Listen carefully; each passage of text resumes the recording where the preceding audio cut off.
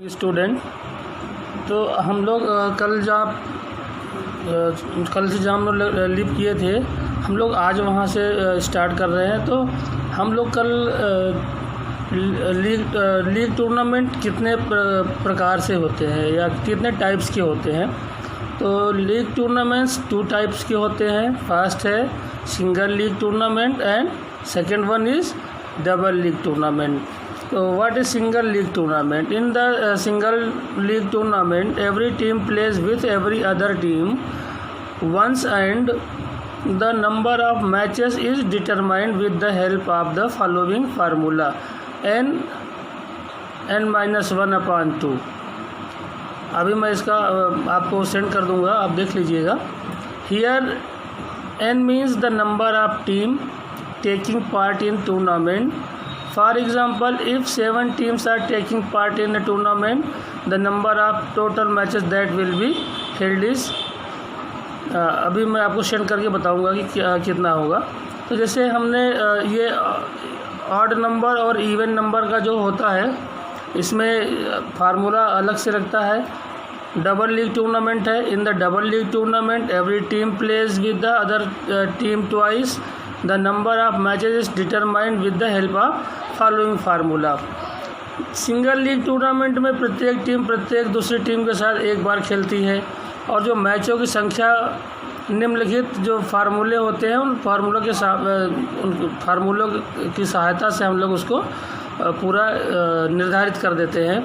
और मैचों की संख्या होती है, जैसे तो n होता है नंबर ऑफ़ मैचेस, n-1। जो नंबर ऑफ़ मैचेस से हम -1 कर देते हैं 0.2।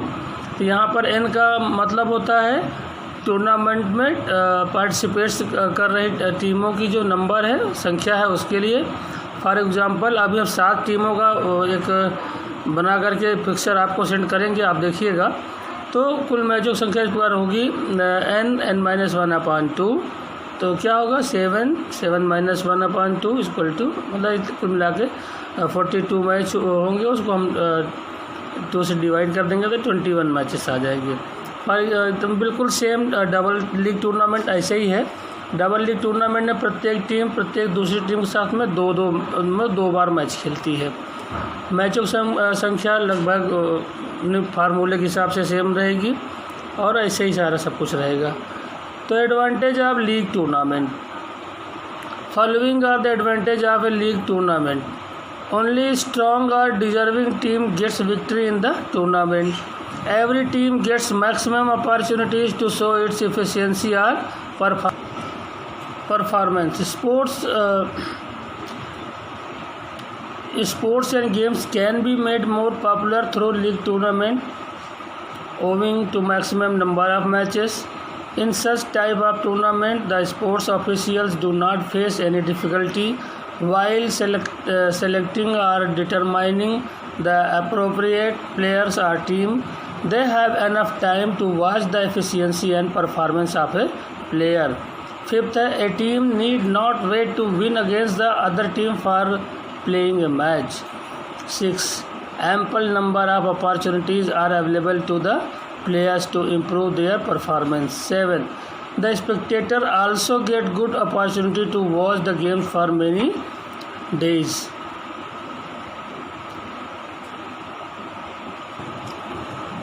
तो जो लीग टूर्नामेंट के जो एक बार मैं फिर से आपको समझा दूं, लीग टूर्नामेंट के जो एडवांटेज होते हैं मैं आपको समझा देता हूं।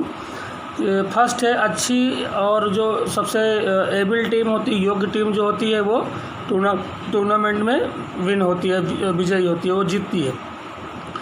सेकेंड है प्रत्येक टीम के माध्यम से प्रत्येक टीम को अपने स्किल और अपने क्षमता के हिसाब से पूरा योग्यता दिखाने का उनको अवसर मिलता है, और जितने भी अवसर मिलते हैं उसको अपने आप को परफॉर्मेंस दे करके 100% वो परफॉर्मेंस देने की कोशिश करते हैं। फिर है लीग टूर्नामेंट। थर्ड है लीग टूर्नामेंट के माध्यम से खेलों को अधिक प्रसिद्ध किया जा सकता है, फेमस किया जा सकता है, क्योंकि इसमें मैचों की संख्या अधिक होती है।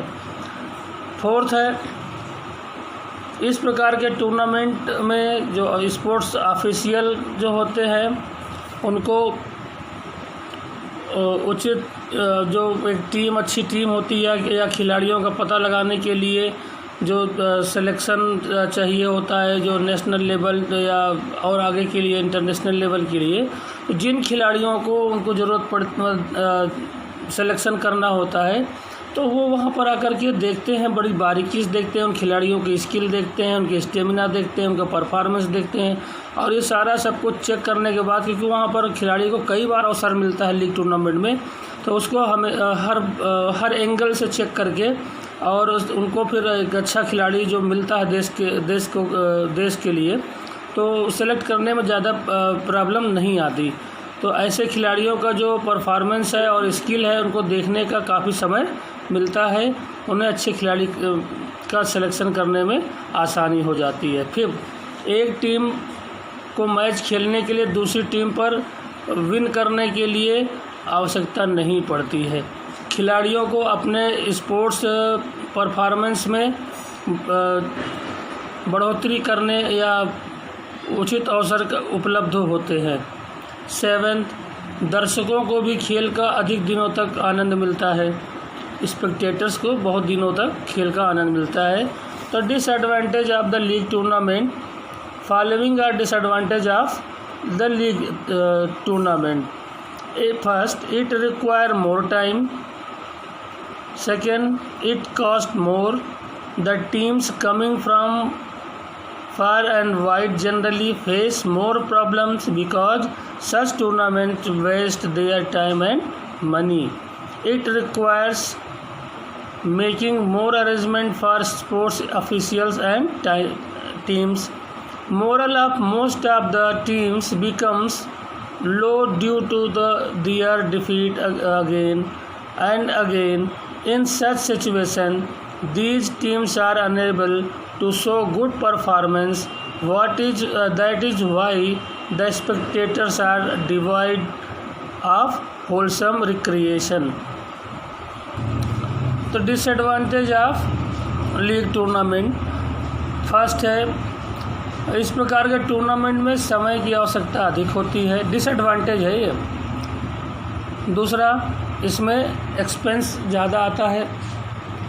थर्ड, दूर दूर से आने वाली टीमों को अधिक समस्याओं का सामना करना पड़ता है, क्योंकि इस प्रकार के टूर्नामेंट में उनके समय, धन और धन का भी सदुपयोग, धन भी खर्च होता है, समय भी लगता है आने जाने में, और खिलाड़ी थक भी जाते हैं, थोड़ा सा आराम करने का उनको अवसर कम मिलता है। फिर है खेल, जो स्पोर्ट्स ऑफिशियल्स होते हैं वो टीमों की अधिक व्यवस्था करनी पड़ती है। हर तरह के स्पोर्ट्स ऑफिशियल्स हो गए, रेफरी हो गए, जो स्कोरर हो गए, अनाउंसर हो गए, हर तरीके का बहुत ज़्यादा हम इंतज़ाम करना पड़ता है। इक्विपमेंट्स की भी ज़रूरत पड़ती है।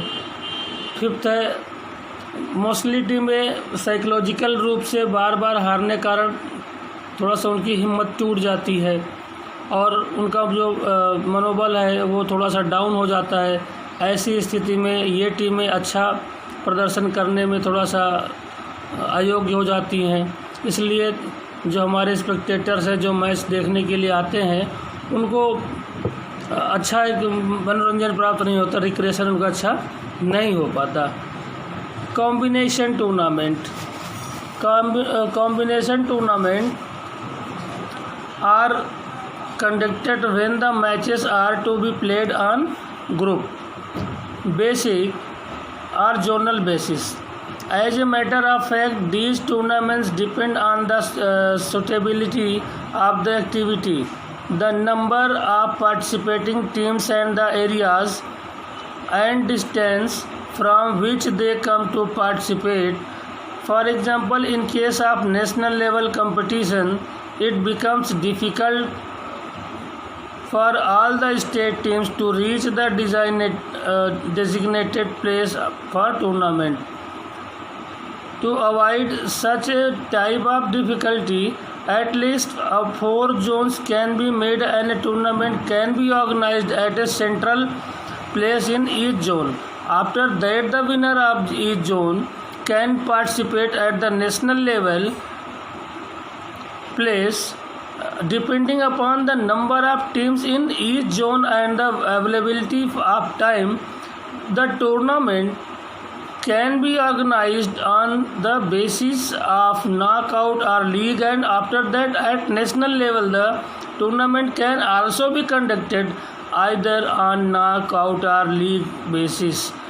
Usually the following combination of tournaments are used. इसमें भी कई प्रकार से होते हैं, जैसे knockout cum knockout, league cum league, knockout cum league, league cum knockout. तो नॉकआउट ये कॉम्बिनेशन टूर्नामेंट है। तो कॉम्बिनेशन टूर्नामेंट ये उस समय आयोजित किए जाते हैं, इनका ऑर्गेनाइजेशन किया जाता है जब ग्रुप अथवा जोन के आधार पर खेले मैच जो होते हैं वो ग्रुप अथवा जोन के आधार पर खेले जाने वाले हों। वास्तव में ये स्पोर्ट्स का जो है क्रियाकलाप है या गतिविधि है, इसकी सूटेबिलिटी जो पार्टिसिपेट्स करने वाली टीमों की संख्या जो होती है या उस क्षेत्र तथा दूरी जहां से वे भाग लेने के लिए आ रही हैं उनके ऊपर डिपेंड करता है। फॉर एग्जांपल नेशनल लेवल के मुकाबलों में सभी जो स्टेट की जो टीमें होती हैं एक स्थान पर पहुंच पाना अत्यधिक कठिन हो जाता है। तो इस प्रकार की कठिनाई से बचने के लिए 4 जोन बनाए जा सकते हैं और प्रत्येक जोन में सेंट्रल लेवल पर टूर्नामेंट का आयोजन किया जा सकता है। इसके पश्चात प्रत्येक जोन नेशनल लेवल पर पार्टिसिपेट कर सकता है और हर जोन में टीमों की संख्या तथा जो समय की अवेलेबिलिटी है उसके आधार पर नॉकआउट अथवा लीग मुकाबले ऑर्गेनाइज किए जा सकते हैं एवं उसके तत्पश्चात नेशनल लेवल पर नॉकआउट या लीग लेवल पर टूर्नामेंट ऑर्गेनाइज किए जा सकते हैं। जनरली ये अभी मैंने बताया कि ये 4 प्रकार के टूर्नामेंट कराए जा सकते हैं। फर्स्ट है नॉकआउट कम नॉकआउट, सेकंड है लीग कम लीग, थर्ड है knockout cum league, league cum knockout. तो इन सब टूर्नामेंट का जो मिश्रित वर्णन है उसको हम कॉम्बिनेशन टूर्नामेंट कहते हैं। अब जैसे है नॉकआउट कम नॉकआउट, तो इस प्रकार के टूर्नामेंट में जितनी भी टीमें पार्टिसिपेट करती हैं इनको बराबर हिस्से में बांट दिया जाता है और प्रत्येक जोन की टीमों को नॉकआउट आधार पर पहले मैच खेलते हैं। इस प्रकार प्रत्येक जोन से एक टीम विजेता बनती है। प्रत्येक जोन की जो टीमें होती हैं वो फिर से नॉकआउट आधार पर खेलती हैं और अंततः फाइनल हो जाता है। तो जैसे मान लिया 16 टीमें हैं तो हमने 4 जोन में उनको डिवाइड कर दिया। 16 टीमें हैं, हमने 16 टीम को 4 जोन में डिवाइड कर दिया। अब हर ग्रुप में 4 टीमें हो गई तो उनका ये नॉकआउट कम नॉकआउट टूर्नामेंट हो गया। हर ग्रुप से एक टीम, जैसे 4 टीमें मैच खेली तो 2 टीमें हर ग्रुप से निकल के आई तो बचे कितनी 8 टीमें बची। अब फिर उनमें आपस में एक मैच हुआ तो कितनी टीमें आएंगी 4 टीमें आएंगी। अब 4 टीमों का सेमीफाइनल होगा, नॉकआउट में 2 टीमें फाइनल पहुंचेंगी और फिर 2 जो फाइनल पहुंचेंगी उनमें मैच होगा तो फाइनल विनिंग हो जाएगी। तो ये बड़ा साधारण सा है नॉकआउट कम नॉकआउट टूर्नामेंट। इसी प्रकार लीग कम लीग है। लीग कम लीग इस प्रकार के टूर्नामेंट होते हैं जिसमें सभी 4 जोन में टीमों को हम डिवाइड कर देते हैं। सभी टीमें अपनी अपनी जोन में लीग आधार पर पहले मैच खेलती हैं। पहले एक दूसरे से 2-2 बार मैच खेल लेती हैं और उसके बाद जो टीम में जिनका पॉइंट्स ज़्यादा रहता है तो उसको हम अगले राउंड में नॉकआउट मैच करा करके हम फाइनल करा देते हैं। तो उसको हम लीग कम नॉकआउट टूर्नामेंट कहते हैं।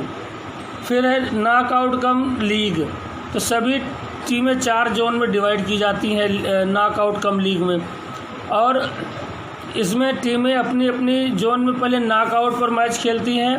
प्रत्येक जोन से एक टीम विजेता बनती है। जैसे हमने 16 टीमें हैं, 4 जोन का मैच करा दिया, उसमें से कोई एक टीम, हर ग्रुप में एक टीम आएगी और उसके बाद उन टीमों को हम लीग मैच करा देंगे। तो विजेता बनती है। इसके पश्चात जो 4 विनिंग टीमें हैं लीग आधार पर अपने मैच खेलती हैं। एक टीम इंटर ग्रुप अथवा जोनल टूर्नामेंट की विजेता बनती है। तो ये ऐसे इनका ये tournament league cum league, knockout cum knock, तो ये है। अब हम कल आपको